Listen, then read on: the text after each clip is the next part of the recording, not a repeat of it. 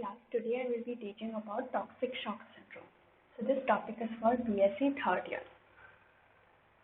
So let us see what is toxic shock syndrome. So it is a serious life-threatening illness which is caused by toxins released by two specific types of bacteria, group A Streptococcus and Staphylococcus aureus. So toxic shock syndrome, we know syndrome is a collection of symptoms. ठीक है? तो toxic shock syndrome, it is a life-threatening situation.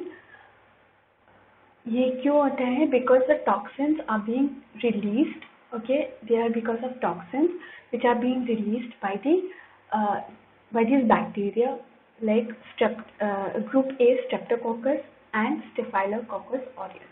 Okay, these bacteria, what do? They release toxins, and these toxins are very harmful to the body, and it causes toxic shock syndrome. It is a medical emergency which requires prompt care.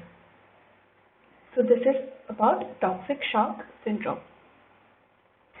So definition: toxic shock syndrome or TSS, it is a toxin-mediated acute life-threatening illness. So like I said, it causes life-threatening issues, and it is caused by infection like group A Streptococcus infection and Staphylococcus infection, Staphylococcus aureus. So why? Because these two bacteria, they releases toxins, okay, which are very harmful to the body, and it causes a very serious life-threatening situation, and we call it as toxic shock syndrome. Although this disease has been frequently linked to the use of tampons in menstruating women, it can also affect people of any gender and any age. Okay, it is seen that toxic shock syndrome is mostly seen in patients, or mostly occurring in patients using most of these tampons during menstruation. Okay, half of the reported cases have been linked to the use of tampons in menstruating women, while the remaining cases are due to other situations. Okay, because of using too many of tampons, there can be chances for infection. Okay, Streptococcus, group A Streptococcus infection or bacteria, or Staphylococcus aureus. So because of the presence of these infections, these bacteria can release toxins and causes toxic shock syndrome. TSS can occur also with skin infection, burns, and after surgery. Coming to the incidence, most cases are reported in Western countries. Okay, mostly in Western countries, women, they use tampons instead of sanitary napkins. Okay, they prefer using tampons because it is easy. Okay, it is very simple. No need to, change the sanitary pads every day. So no stress at all. But they do not know that tampons are very, very dangerous. Okay, so most cases are reported in Western countries and still involve menstruating women under the age of 30 years.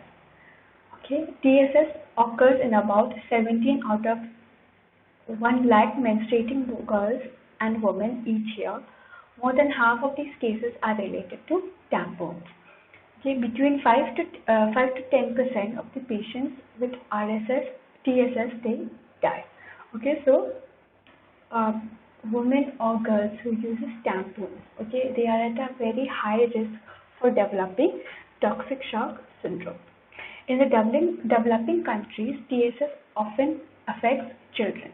Incidence of non-menstrual TSS now exceeds menstrual TSS after the hyperabsorbable tampons were removed from the market.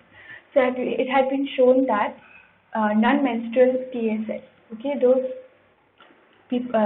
females having TSS which are not related to any menstruation, okay, they are having more of this TSS than female with menstrual TSS. It can affect children, it can affect postmenopausal women, and it also affects the men. So it is not only about the use of tampons, but it can also occur in any gender, and it can occur in any age. So the risk factors are as follows. Number one, women who have had TSS as recurrent rate, it is between 30 to 40%. So any previous TSS, those people are at a higher risk for developing TSS again. Next, Staphylococcus aureus infection like pneumonia, osteomyelitis, sinusitis, and skin wounds. So these patients having this infection, they are at higher risk for developing toxic shock syndrome. Why? Because these Staphylococcus aureus bacteria, they releases toxins which are very harmful. Next, risk factors are women using tampons during their menstruation. So these people, women using tampons instead of sanitary napkins, they are at a higher risk for developing TSS. Then women using barrier contraceptive device like diaphragm or sponges. Okay, so these also are at a higher risk. Other individuals with underlying medical problems. So patients with other medical problems, okay, or any autoimmune disease conditions. Okay, so they are at a higher risk for developing TSS. Foreign bodies or packing, such as they used to stop nose bleeding. So in nose bleeding also we use nasal packing, right?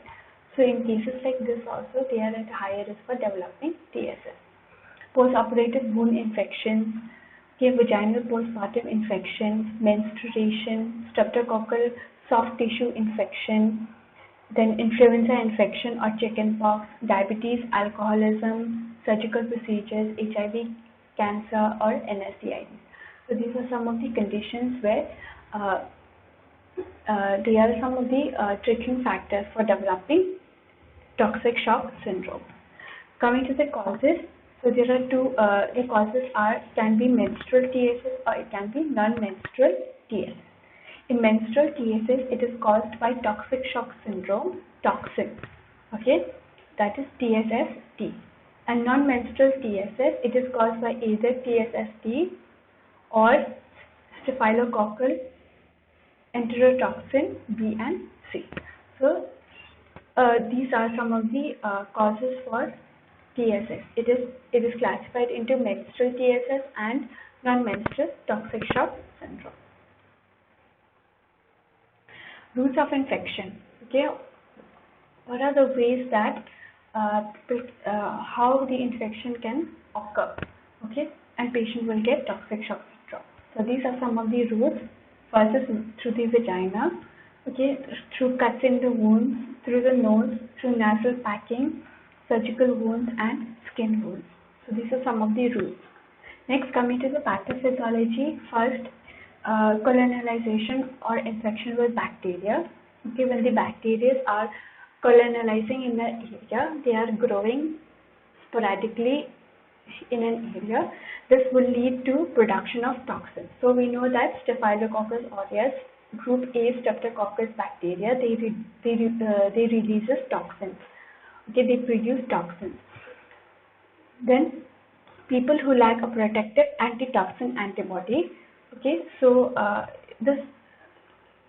people who lack antitoxin antibodies, so they will develop these toxins. They will attack their body. They will attack the immune system, and the toxins will be absorbed systematically. Okay, so if there's no protection like antitoxin antibody, then automatically the patient will develop toxic shock syndrome. So when the toxins are absorbed systematically because there is no antibody protection, the production of cell mediators chemicals. Okay, so the chemical mediated substances like cytokines, interleukin-1, tumor necrosis factor, they will be released, and this will lead to capable of mediating shock and tissue injury and systemic manifestation of TSS. So it will lead, so these chemical mediators will lead to the formation of toxic shock syndrome. So what are the signs and symptoms? First, because of infection, the patient will have high fever, 102 degrees Fahrenheit or more, watery diarrhea, nausea, vomiting, low BP, and widespread of skin rashes.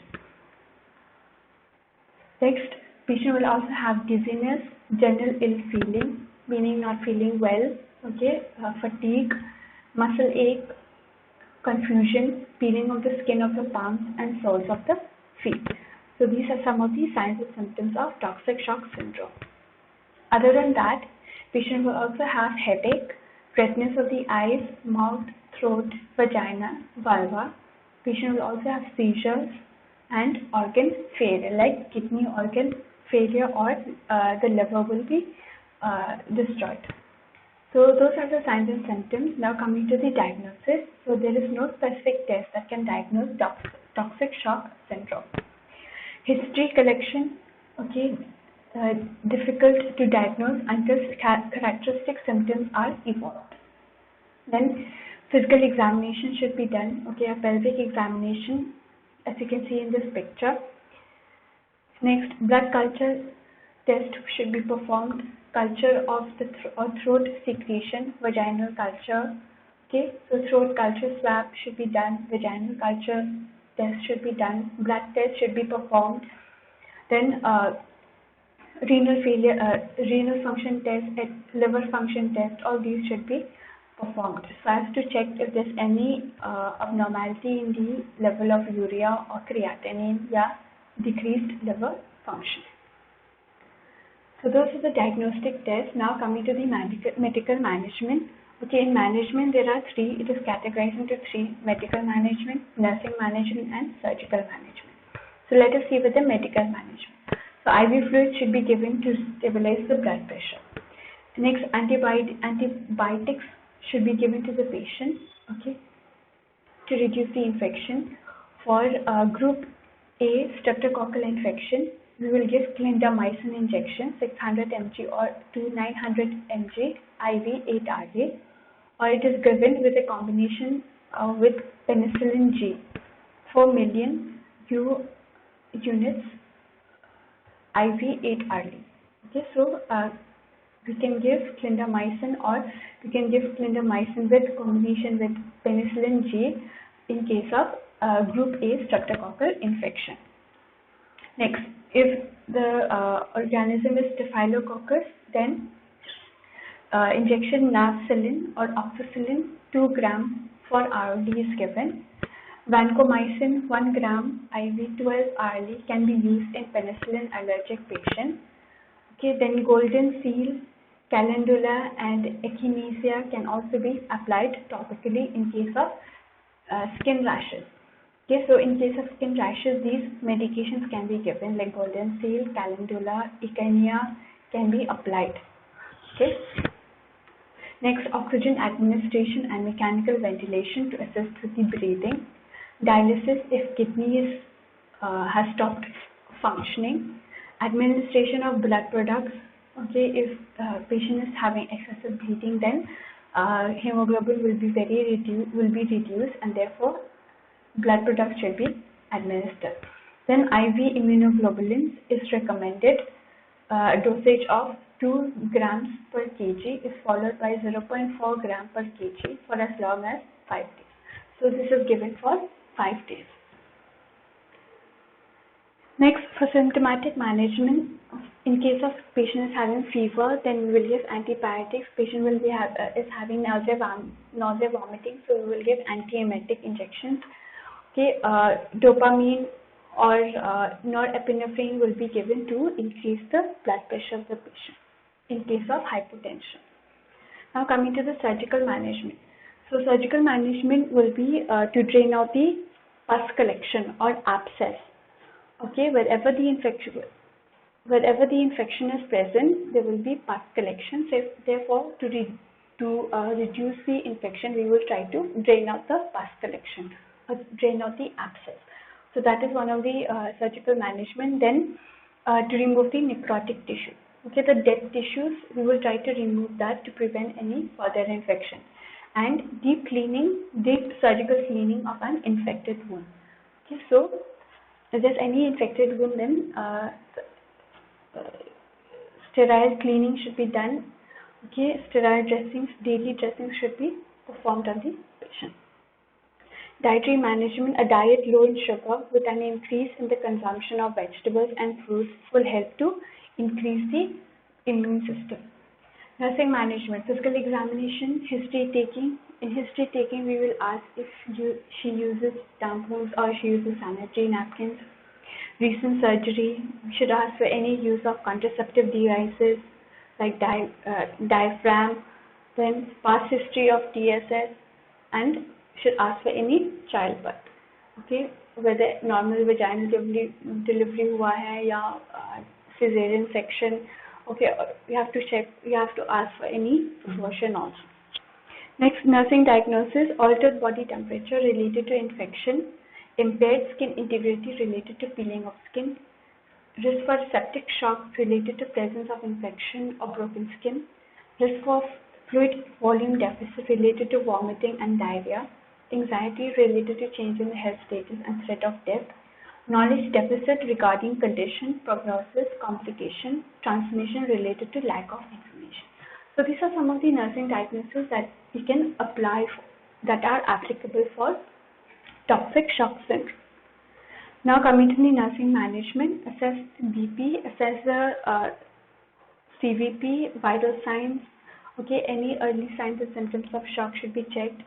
A thorough search for infection. Okay, then assess the lab values, LFT, KFT, blood investigation should be sent to the lab. Rapid evaluation of condition of the patient. Mechanical ventilation should be performed, given to the patient in case of any difficulty in breathing. Aggressive fluid and electrolyte replacement up to 12 liters per day. Dopamine infusion in case of hypertension. Administer antibiotics. Blood transfusion should be prescribed. Prepare patient for hemodialysis if kidney failure is occurring. So these are some of the nursing management, nursing interventions, nursing diagnosis. Okay, so we have come to the end of the topic. I hope this is clear about toxic shock syndrome. So thank you.